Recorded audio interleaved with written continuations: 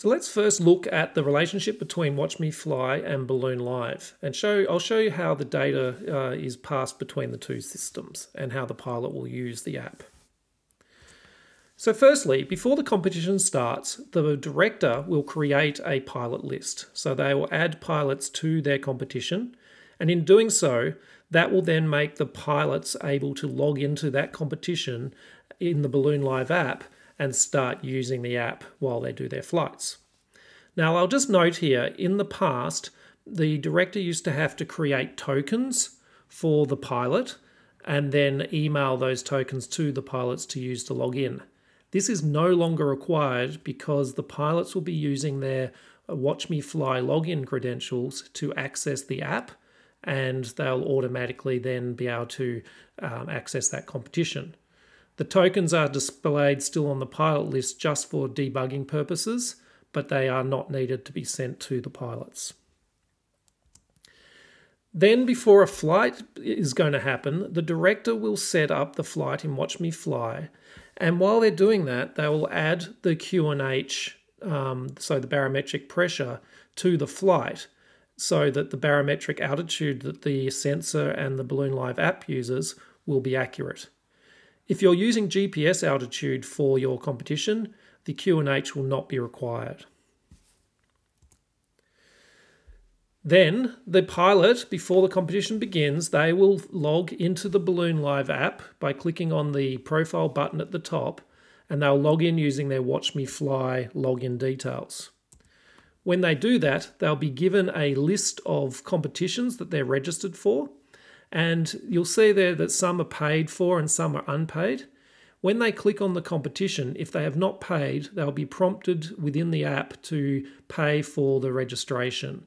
And then once they've done that, they'll be able to use the Balloon Live app for that competition. All right, so when a pilot is in the briefing, the first thing that they're going to want to do is turn on their app, and they want to click on the Update Flight button at the top of the menu. What that does is that then gets the information from WatchMeFly about that flight.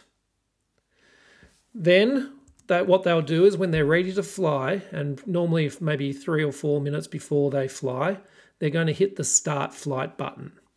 And what that does is that then will send all that flight data to their Balloon Live sensor. So that will include the QNH and the information that it requires about the flight. Then, as they're flying, the sensor will pass all of the position data and altitude through to the Balloon Live app as an external GPS. And then that data is sent in real time to the WatchMeFly server. So that data is then available and is visible within WatchMeFly during the flight. So as a scorer or as the director, you can actually access the data in real time that's coming out of those apps. Then at the end of the flight, when the pilot lands, they'll click on the Stop Flight button, and that will end the flight, and it will flag it in WatchMeFly that their flight has been complete. Okay, now sometimes you'll need to get data from the app or from the WatchMeFly system, and there's different ways the data can be obtained. So firstly, you can always download the IGC files or the Aussie Explorer files from within WatchMeFly, and we'll show you that shortly. But if need be, and often this is for debugging purposes or if they've had a problem with their transmissions, the pilot can actually click on a button within the menu to share a track file from the app. So they can share it via email or text message or WhatsApp or however they wish.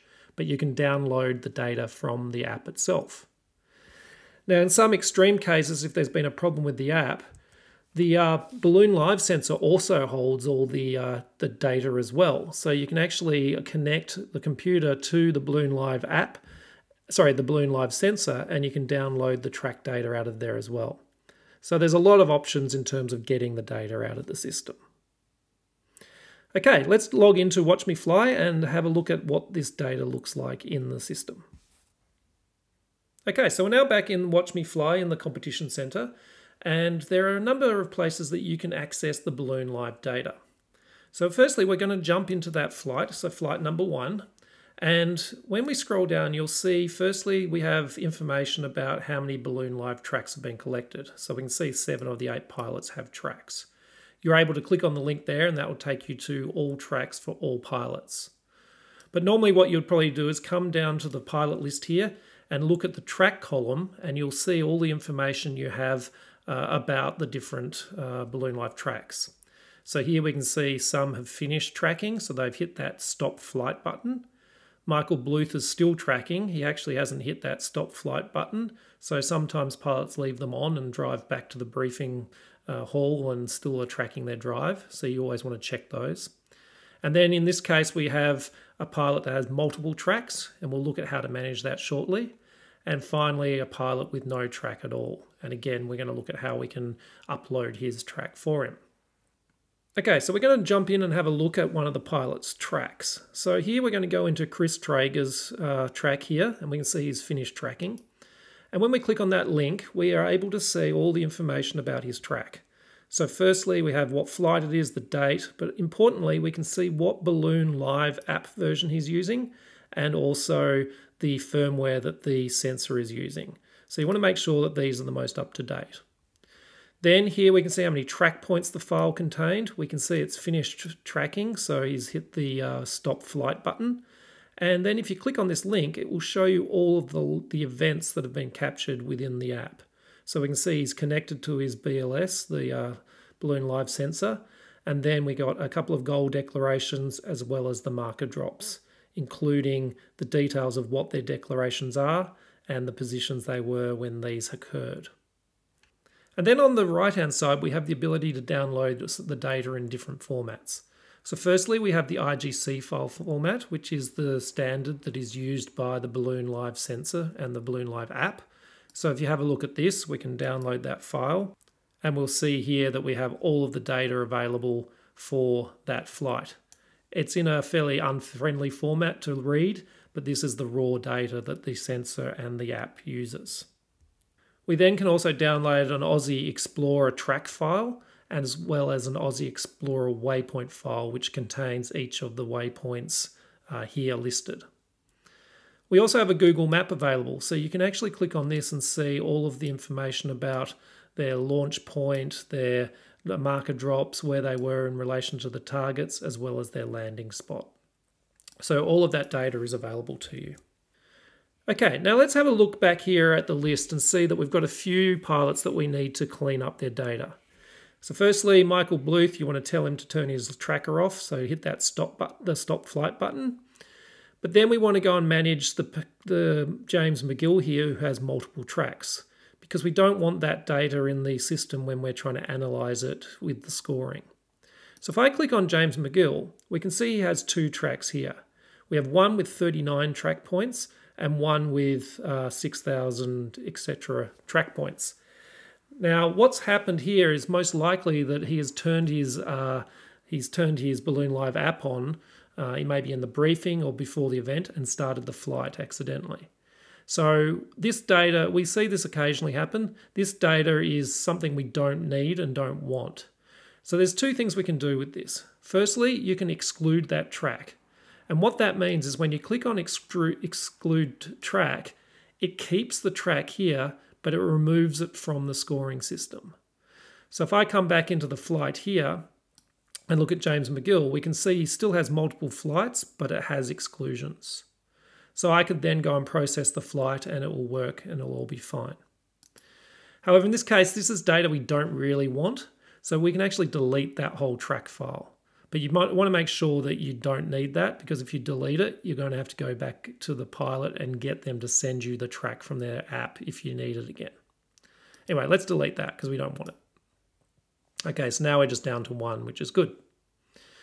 All right, now the final one that we want to look after here is Michael Scott, because we don't actually have a track from him. This means that if he's been using his Balloon Live app, it hasn't been sending the data. So maybe he's had connection issues or hasn't had a connection to the internet to be able to send the data through. So let's say that that's the case and Michael Scott has actually emailed us his track file. We're able to upload it into WatchMeFly. So if we click on there where it says no track, we now have Michael Scott here, and we have the ability to import an IGC file. So I'm going to click on that, and I'm going to find the file that he's emailed me, which I have on my desktop, and I'm going to hit process. And then that will process that IGC file and pass it into WatchMeFly, and we can now see that we have his track data in the system. And if we go back to the flight, he now has a tick next to him. You'll note that this has not been processed because we've already processed the flight, but because we've uploaded his track file after the flight's been processed, you can either reprocess the flight here for all pilots, but I recommend you go actually into the Michael's flight analysis page, and then you can hit process flight here, and that will just process his flight data and not all the other pilots, and that will just save you some time. And then we come back here, we can see now his data's all been processed. So there you go, that's how we manage Balloon Live data within WatchMeFly, and certainly that gives you a lot of flexibility to manage and debug data if there's any issues from the way pilots have used the app and the sensor. If you need more information about the Balloon Live app and the Balloon Live sensor, go to balloonlive.org, and on that site there is heaps of information, including the links for registering your event to use the Balloon Live app, as well as plenty of support, software downloads, and FAQs that will really help you understand how everything works and also address many of those common questions that come up. Also, if you do have any questions that aren't answered by the site, make sure you send an email to support@balloonlive.org, and then the team will be able to help you out.